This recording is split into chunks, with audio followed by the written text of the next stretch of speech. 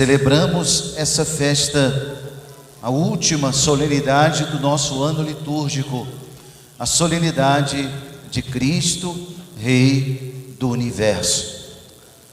Olhar a sua coroa, olhar o seu trono, olhar o seu cetro real, entender um pouco hoje o sentido da história.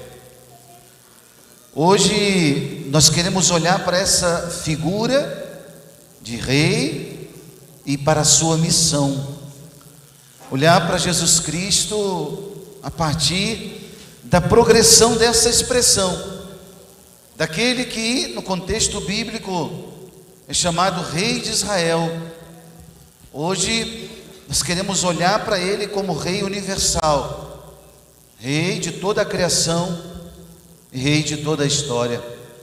As leituras que ouvimos nos ajudam um pouco a entender que no centro da redenção, no centro dessa revelação, melhor, está a sua redenção, mistério da sua paixão, da sua morte, da sua ressurreição. É só olhando para a cruz e para a ressurreição de Cristo que nós entendemos a sua realeza. É assim que ele se revela para nós, o Filho unigênito do Pai, aquele que com o Pai e com o Espírito criou todas as coisas. Ele quis se entregar totalmente pela humanidade. Ele mesmo disse: ninguém me tira a vida, eu a dou livremente. E ele entrega a sua vida pela humanidade.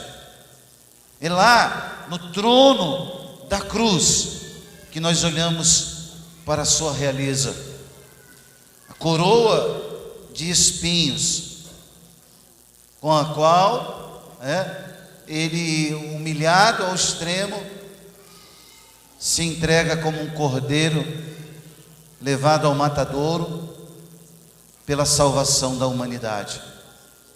Ora, portanto, o gênero da sua realeza é esse: a doação de si. E quem quer participar do seu reinado, quem quer entender um pouco a sua realeza, precisa participar também doando-se, vivendo a experiência do serviço ao próximo. Sem isso, nós vamos olhar para Jesus como nas monarquias em tantas partes do mundo, onde o rei é só uma figura decorativa para as solenidades, para as festas, para os cortejos, mas no dia a dia quem manda é o primeiro-ministro, ou é o parlamento, ou é alguma outra pessoa, não o rei. O rei é uma figura decorativa. Na minha e na sua vida não pode ser assim. Jesus não quer ser uma figura decorativa. A realeza dele na doação de si dá fim a toda a história.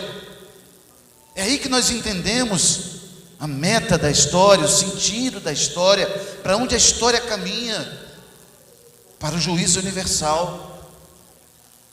Tudo bem que às vezes nós nos iludimos com as cores desse mundo e até achamos que as trapaças dos homens, a maldade nos corações, todas as formas de corrupção na sociedade, a gente vai até se iludindo e achando que ninguém vê, Parece que a vida é uma grande injustiça. A festa de hoje quer lembrar para nós, em qual direção a história caminha, em que meta nós estamos trilhando o rumo da nossa vida. O juízo da história está nas mãos dele. E parece que silenciosamente Deus assiste tudo isso sem fazer coisa alguma. Mas não se esqueça, Ele é o Senhor e é o juiz da história. Podemos esconder dos homens, mas não escondemos nada de Deus. Então esse é o primeiro sentido da festa de hoje. celebrar esse reino definitivo, esse reino que foi revelado para nós de forma definitiva. Não é o reino do poder, não é o reino da fama, do sucesso, nem é o reino do dinheiro, do ouro, dos metais desse mundo, mais preciosos que sejam. É o reino do perdão, é o reino da paz, é o reino da justiça, é o reino do amor. Esses são os valores da realeza de Deus. E aí, meus irmãos, nós olhamos hoje Jesus diante de Pilatos aqui no Evangelho, né, explicando que reino é esse. O contexto é humilhante. Ele está sendo acusado. Pilatos pergunta para ele: que fizeste? Que fizeste? E aí, Pilatos vai como que se eximindo da sua responsabilidade. Depois ele vai lavar as mãos, nós sabemos, mas ele já antecipa dizendo: por acaso eu sou judeu? O teu povo, os teus sumos sacerdotes te entregaram a mim. Nesse contexto humilhante em que Jesus é apresentado diante de Pilatos, nós vemos a diferença entre o poder humano e o poder divino. A pergunta de Pilatos é irônica, debochada. A pergunta de Pilatos é: por acaso tu és rei? Então tu és rei. Como que a zombar daquele que chegava ali aos trapos, depois de todo aquele percurso que ele havia feito, sangrando, com a coroa de espinhos na sua cabeça, tudo aquilo que ele vai enfrentar até a morte no Calvário, faz parte desse processo, desse deboche, dessa ironia. O mundo tem feito isso repetidas vezes, a sociedade tem repetido isso, ironizado a realeza de Deus, debochado do Cristo. Nós temos visto aí, em tantas instâncias ditas cultas, intelectuais, né? Nós temos visto Jesus zombado, escarnecido, de tantas formas.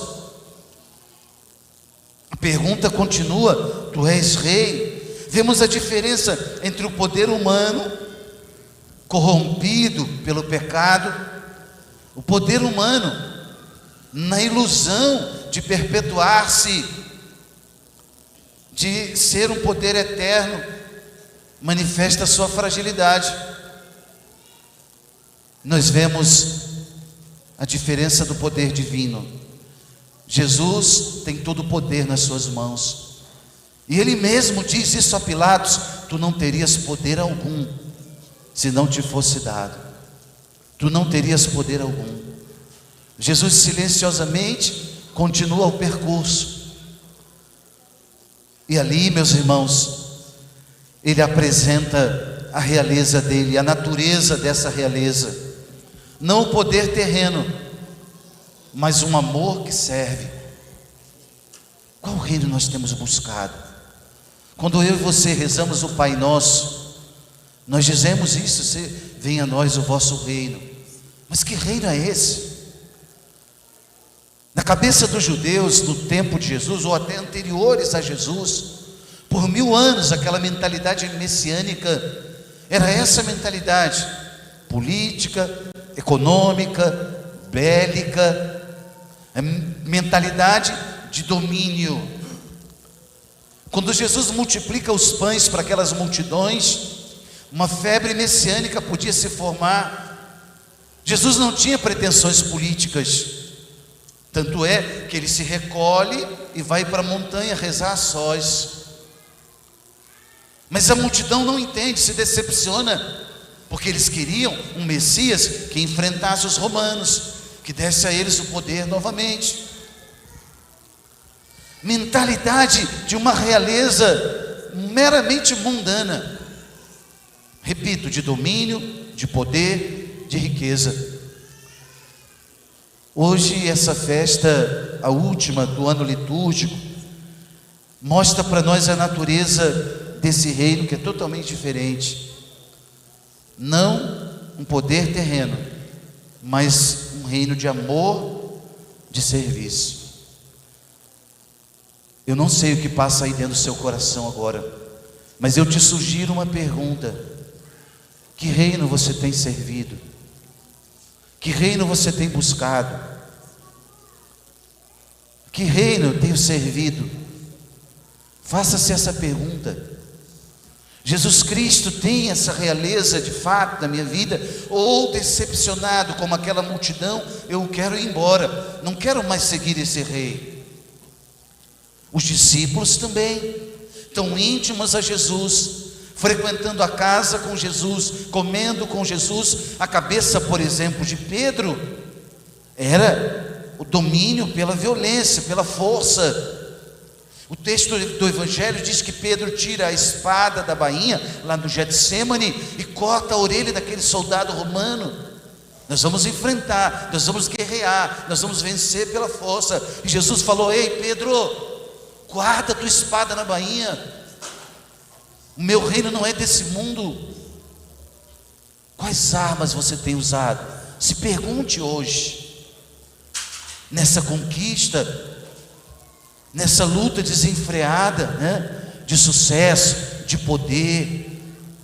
Será que aquilo que deveria ser uma coisa boa, uma ambição, um progresso, um caminho, será que não está dominando a nossa vida, a ponto da gente esquecer do outro? Ou caminhar nesse mundo para falar uma palavra do Papa Francisco, sem olhar os invisíveis da sociedade, nem me importo com eles, não estou nem aí, Ou talvez até tenha um pouco de pena, mas não tenho tempo para eles. Será que os valores desse reino cabem ainda na minha vida? Ou eu tenho usado outras armas e buscado outro caminho? Meu irmão, minha irmã, o povo não entende, os discípulos também não, Que tipo de Jesus, que tipo de rei Jesus é? Ele veio revelar para nós a realeza de Deus, às vezes na palavra, outras vezes no silêncio. No silêncio.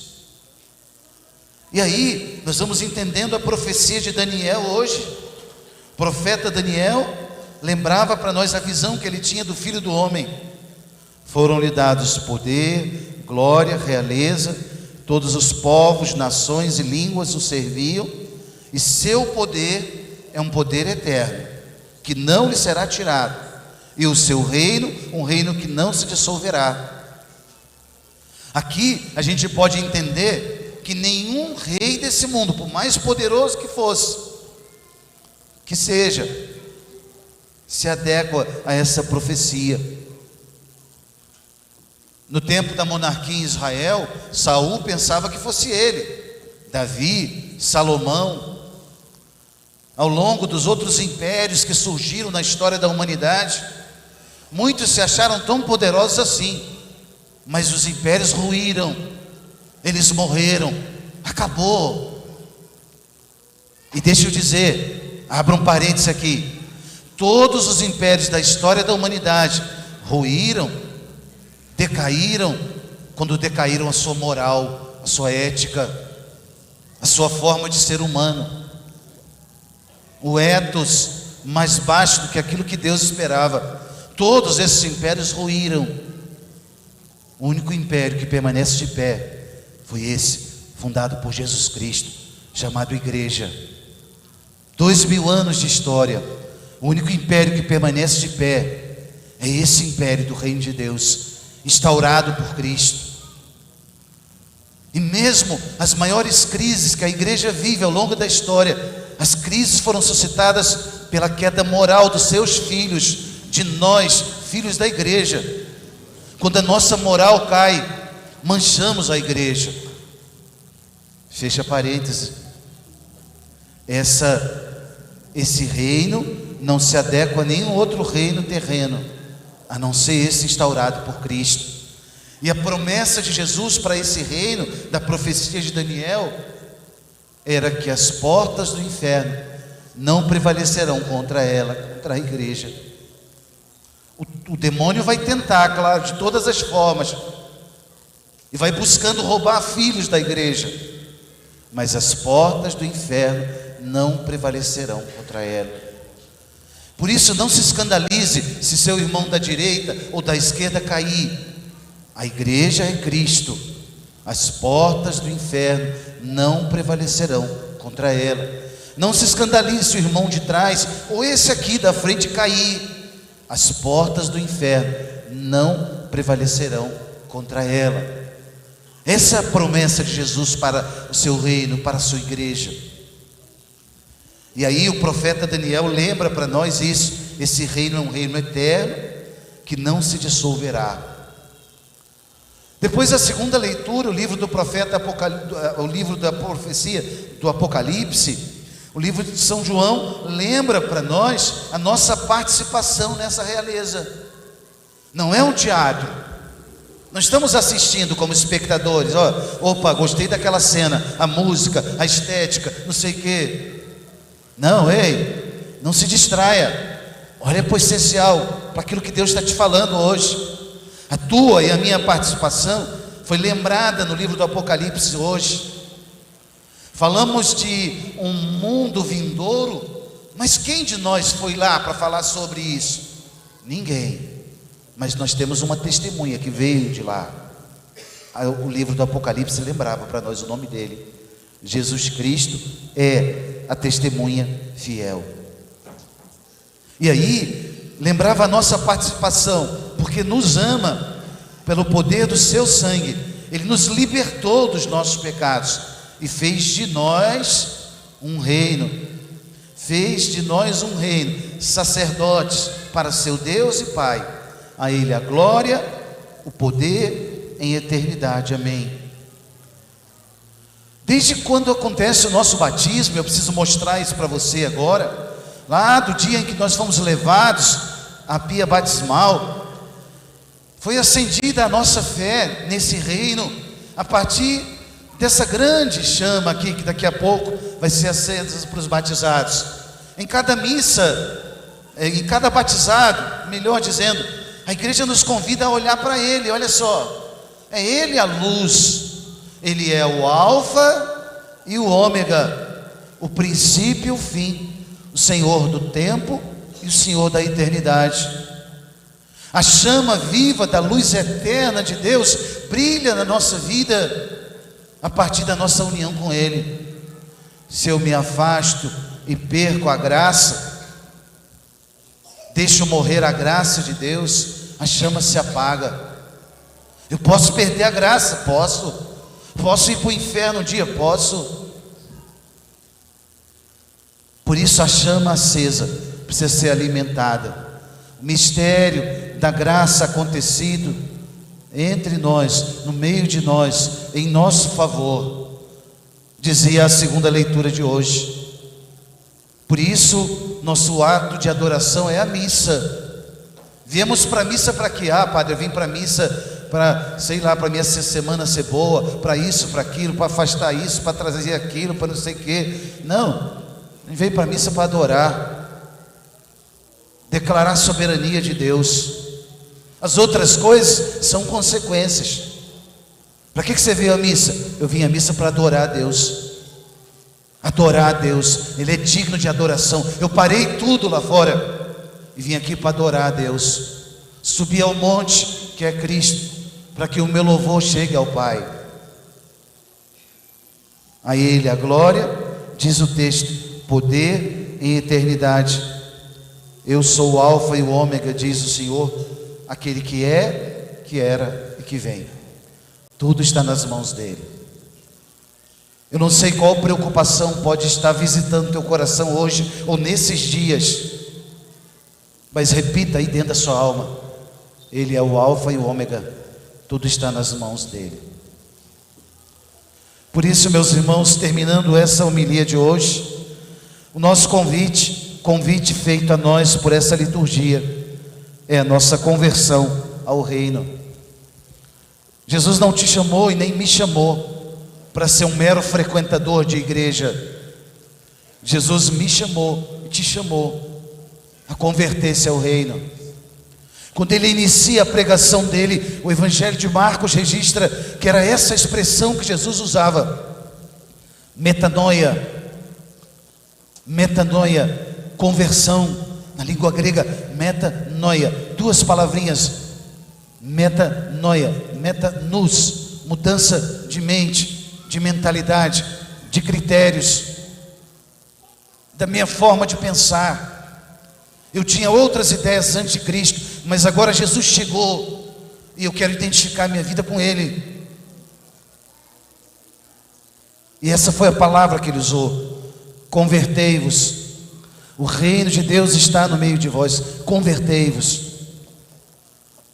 Hoje olhar para essa festa de Cristo Rei, dizer: Jesus é o meu Rei.